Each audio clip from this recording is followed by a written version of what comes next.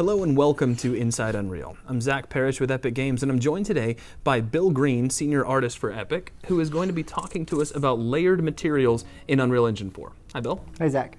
So our topic today is layered materials, which I understand are a special type of material in UE4. But for those who are new, what is just a regular material? Well, that's the surface definition of an object. So you can control the color, the specularity, the reflectivity, the bump, the glow, things like that.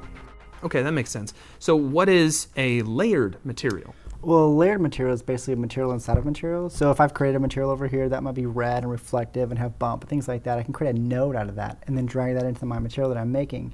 And then I can stack them and separate them all out through mass, so like an RBG channel. Now, why is that significant? Well, as an artist, it's all about control. And so you want to be able to just jump in there and create all the art you want without being caught up with, technical limitations. Just be creative and not worry about it. Okay, can you show them to us? Yeah, sure.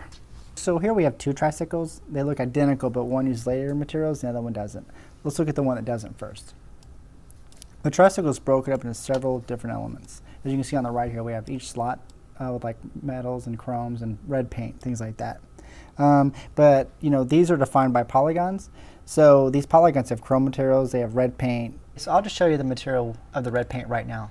Right here is just the material. It's really simple. It's just a color into the base color, a constant into the metallic, a constant into the roughness, and just your basic normal of your choice.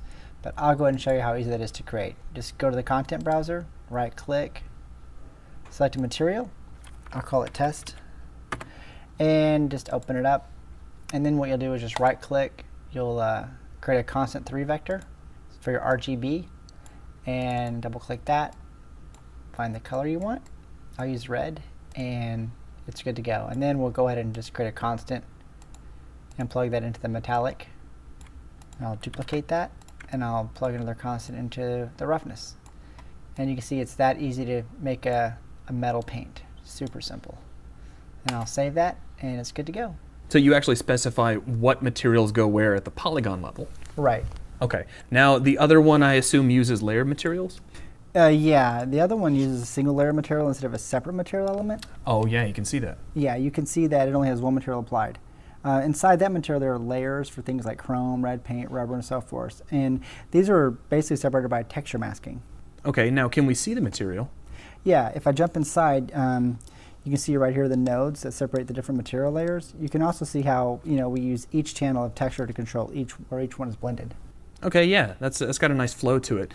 So I do notice though that on these tricycles, we're kind of getting the same result with or without layered materials. So I have to ask, what's so special about the feature?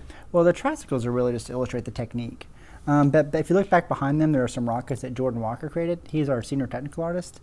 The first three, we have basic materials like chrome, aluminum, copper. But in the fourth rocket, we brought these together into a layered material. So like in fact, the Unreal Engine logo is actually defined by a texture mask. So we can say that we want the body made of copper and the logo to be made of chrome.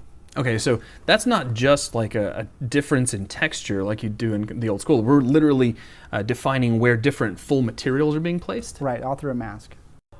Let me just show it to you in wireframe mode. Okay. So you can really kind of see what it does. Yeah, you see there? Oh yeah, you can see that the logo itself is not part of the model at all. Yeah, that's kind of the idea. It's sort of a per pixel material placement along the surface. I can see how that adds a lot of flexibility to the art pipeline. Oh yeah, it really does. Regardless of which approach you choose to take, whether it's a single material, a layered material, or a combination of both, you take control over the look and feel of the object, in this new art pipeline. You can easily make changes at the pixel level and immediately apply them to the entire game. You can share libraries with your team, so it saves an incredible amount of time. Very cool.